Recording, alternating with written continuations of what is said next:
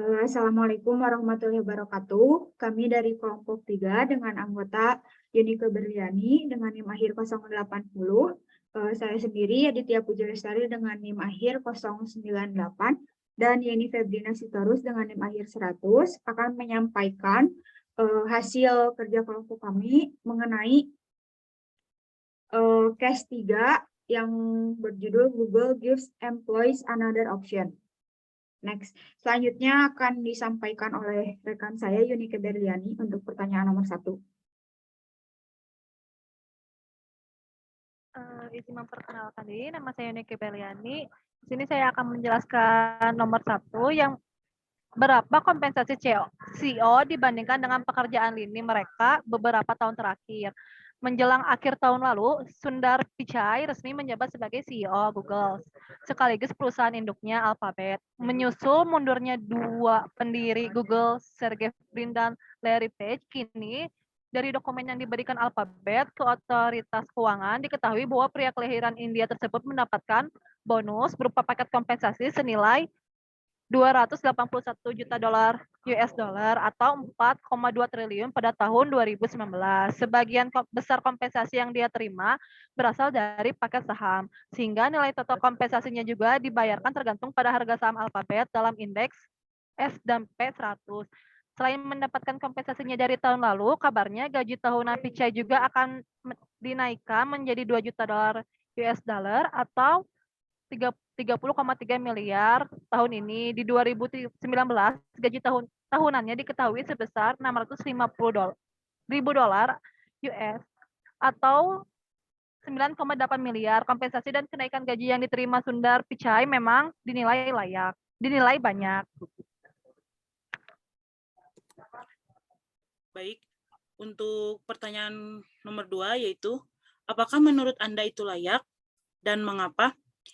Ya, pantas karena CEO yang mulai memimpin Alphabet sejak akhir tahun lalu ini menghadapi situasi yang cukup sulit. Pichai mesti mengatur strategi korporasi untuk bertahan di tengah wabah pandemi dan resesi ekonomi yang ditimbulkan.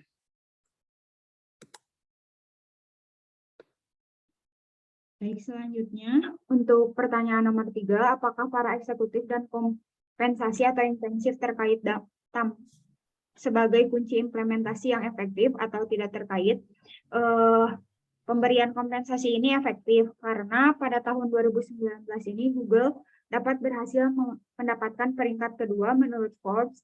Lalu CEO Google pun dapat memandu Google melewati masa krisis akibat pandemi COVID.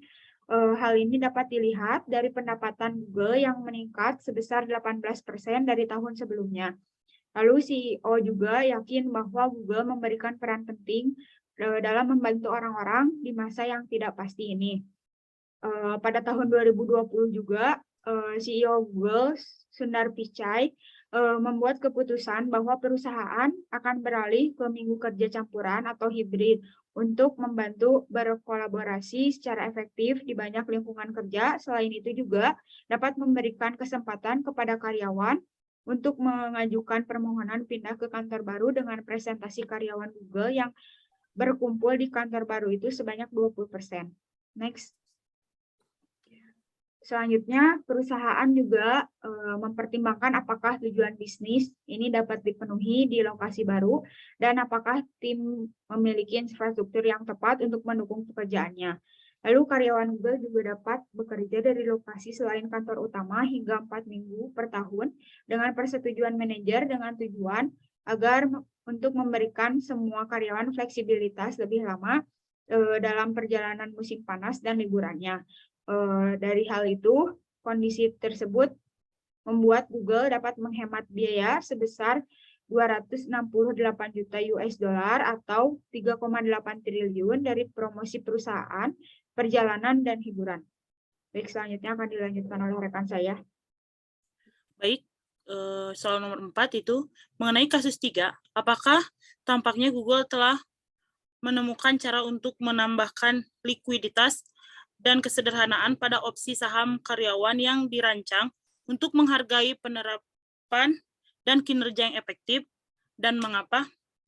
Cara Google untuk menambah likuiditas dan kesederhanaan opsi saham karyawan yang dirancang untuk menghargai implementasi dan kinerja kurang efektif.